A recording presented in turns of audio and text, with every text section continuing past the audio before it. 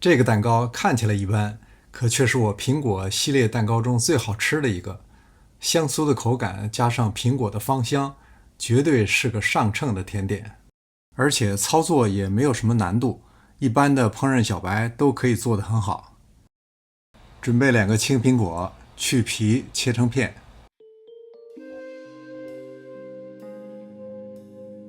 150克普通中筋面粉，75克白糖先倒一半，用手划了2下拌匀，放1条刚从冰箱里拿出来的黄油，把表面裹上面，这还叠音了，应该说把表面裹上面，这就清楚多了。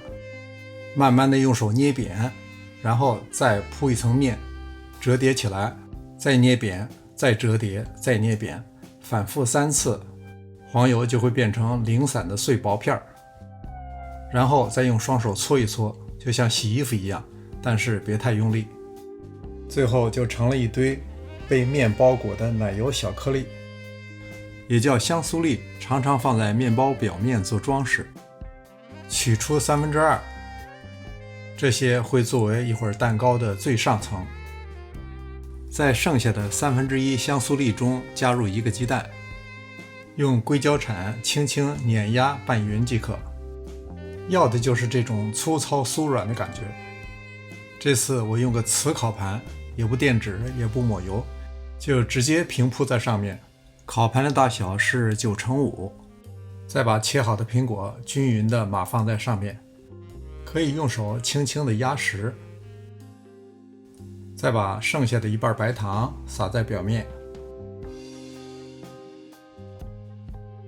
最后是把分出来的香酥粒均匀地码放在表面，然后可以用手调整一下，轻轻地压实。